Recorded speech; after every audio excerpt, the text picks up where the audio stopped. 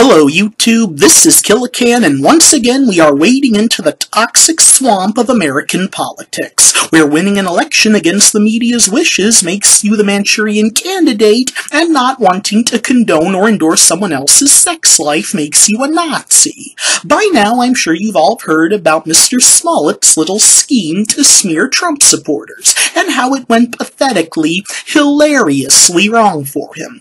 But not before Hollywood types leapt at the opportunity to hop up on their soapboxes to chant "Dump Trump" with the likes of our very own Stephen Colbert. It turns out staging a white hate crime with black actors in the middle of the night, in a blizzard, in the Chicago financial district was not all that convincing, especially if you'll consider it's a general rule that Trump supporters have jobs, hence wouldn't be out that late, avoid downtown Chicago like the plague it is, and, contrary to popular belief, are not rich, therefore have no reason to be in that part of town. Plus, most Trump supporters are smart enough to know not to go out in a Chicago blizzard. Thankfully, now that Smollett's been found out, he's being quite rightly banned. He has been written out of his TV show on Fox, Pelosi has deleted all her tweets with him, civil rights activists have all but demanded his head on a platter, and even Al Sharpton has publicly condemned him. And that's a lot coming from a man who once did something eerily similar. How does it feel to be cured, Al?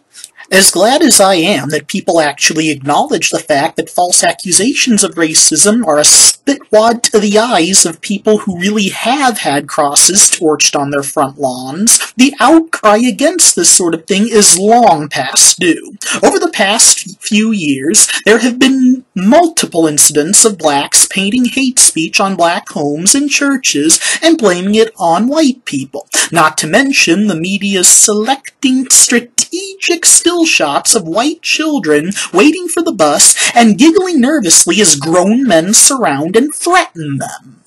But how about a more personal example from yours truly? Let's hop in the DeLorean, get her up to 88 miles per hour, leave the green pastures of upstate South Carolina and hightail it back to the despotic wasteland that is the People's Republic of Illinois in fall of 2001.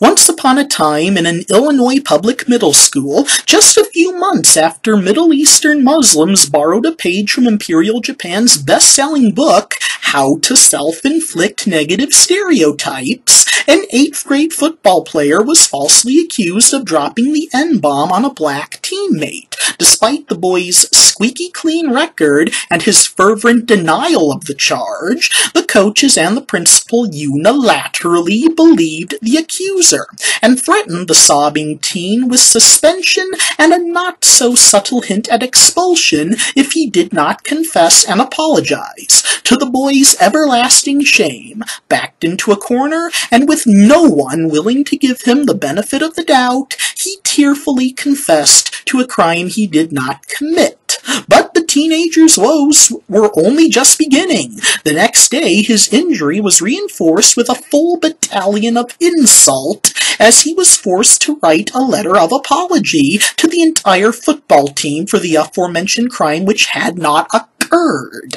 Not done yet. How could it get worse, you may ask? Well, a few years later, as if the teen's heart hadn't already been permanently poisoned against the Illinois SJWs, a neighboring high school's outspokenly left-wing faculty blackmailed one of their best teachers, albeit a politically right-wing one, into resigning with a false accusation of racism by a student's father, for which they threatened a ruinous lawsuit if he did not comply.